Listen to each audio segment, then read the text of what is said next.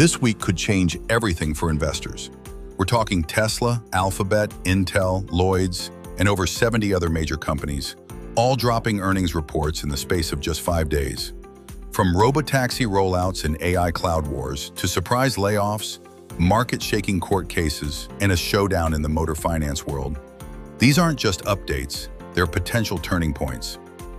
In this video, we're breaking down the critical headlines, what the smartest analysts are watching, and which stocks could explode or implode before the week's even out. Whether you're holding shares, eyeing entry points, or just trying to stay one step ahead, this is the video every investor needs to see. Trust me, you do not want to miss what's coming next. Let's get into it. Tesla is set to release its second quarter earnings on Wednesday, July 23rd. So far in 2025, Tesla shares are down 21%, though they've started to rebound slightly after Elon Musk stepped away from his role in Donald Trump's Department of Government Efficiency. Musk stated that he's now refocusing his attention on Tesla, but uncertainty remains. His ongoing public feud with Trump continues to cast a shadow over the company and investor sentiment. At the same time, Tesla is facing growing pressure within the electric vehicle market. Sales have declined, competition is intensifying, and controversy surrounding the CEO has contributed to weakening demand. In early July, Tesla reported global deliveries of 384,122 vehicles for the second quarter, a 13.5% drop compared to the same period last year. Industry experts say the core automotive business is facing serious headwinds. Matt Britzman, senior equity analyst at Hargreaves Lansdown, commented, "The core auto business is in a challenging spot. Chinese competitors, often backed by government funding, are making an already tough market even tougher." He added, "In the US, we may see a short-term spike in demand as consumers rush to beat upcoming EV incentive cuts. But the reality is, Tesla's nearly $1 trillion market cap can't be justified just by selling a few more cars." Looking ahead, the real focus is on automation.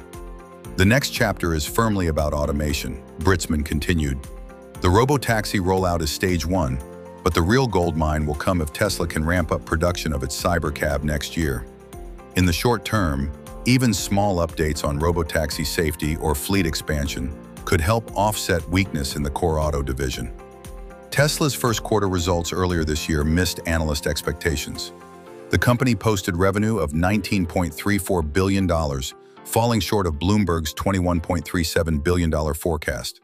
Adjusted earnings came in at 27 cents per share, well below the 43 cents Wall Street had expected. All eyes are now on Tesla's Q2 earnings and any strategic updates that could reshape investor confidence moving forward. Alphabet is set to report its second quarter earnings on Wednesday, July 23rd. This follows a major announcement from OpenAI, which confirmed it will now use Google Cloud to power its ChatGPT AI assistant, a significant partnership that adds weight to Google's growing influence in artificial intelligence infrastructure.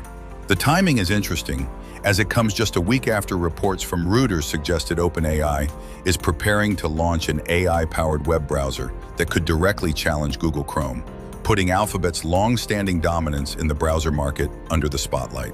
Looking ahead to earnings, analysts remain divided on the outlook for Google Search. Hargreaves Lansdown's senior equity analyst Matt Britzman said there's still a raging debate about the future of Google Search as AI competition continues to reshape how users interact with the internet.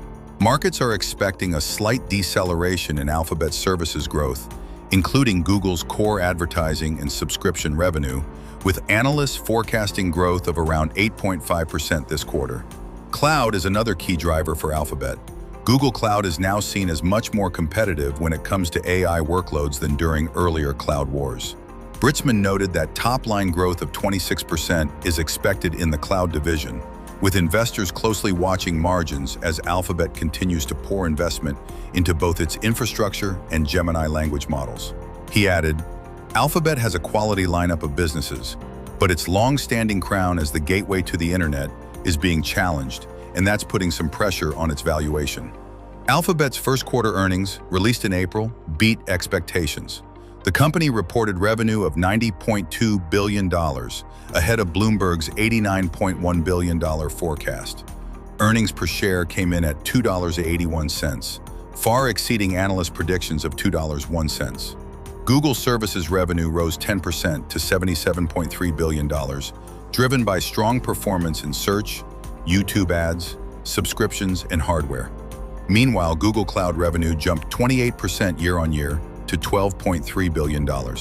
Despite strong Q1 performance, Alphabet shares remain down 3% year-to-date, with investors closely watching whether AI investments can help reignite growth in the second half of the year. Intel is set to release its second quarter earnings on Thursday, July 24th. Shares in the chipmaker jumped last week after reports surfaced that Intel is preparing for another round of layoffs. According to Bloomberg, the company plans to cut over 500 jobs in Oregon, part of a broader restructuring effort that could eventually impact up to 20% of its global workforce. An Intel spokesperson commented, "As we announced earlier this year, we are taking steps to become a leaner, faster, and more efficient company. Removing organizational complexity and empowering our engineers will enable us to better serve the needs of our customers and strengthen our execution. These decisions are being made with careful consideration of the long-term direction of the business, and we are committed to treating all affected employees with care and respect."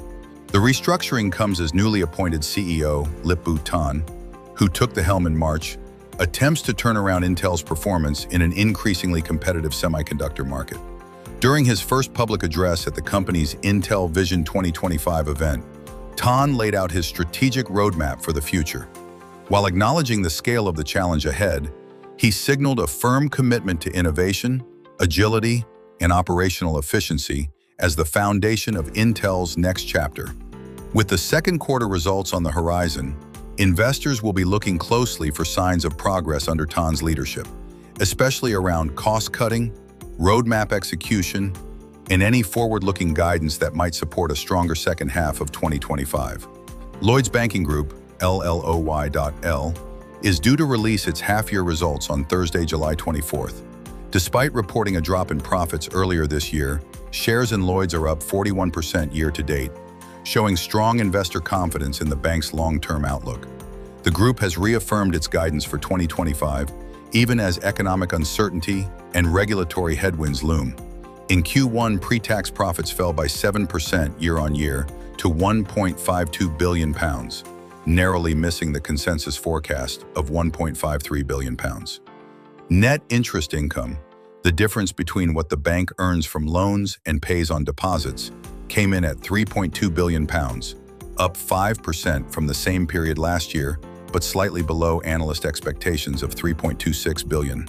Lloyds also set aside £100 million in provisions, citing ongoing uncertainty surrounding U.S. tariffs, which could affect broader market confidence. Nonetheless, the bank remains optimistic. It reaffirmed its full-year guidance, forecasting underlying net interest income of approximately $13.5 billion for 2025, a signal of continued resilience in its core lending business. However, the spotlight isn't just on the financials. Hargreaves Lansdowne analyst Matt Britzman noted, "It's an important month for Lloyds, not just because of the half-year results, but also due to the impending Supreme Court judgment on the motor finance case." Lloyds Banking Group is due to release its half-year results on Thursday, July 24th. Despite reporting a drop in profits earlier this year, shares in Lloyds are up 41% year-to-date, showing strong investor confidence in the bank's long-term outlook. The group has reaffirmed its guidance for 2025, even as economic uncertainty and regulatory headwinds loom.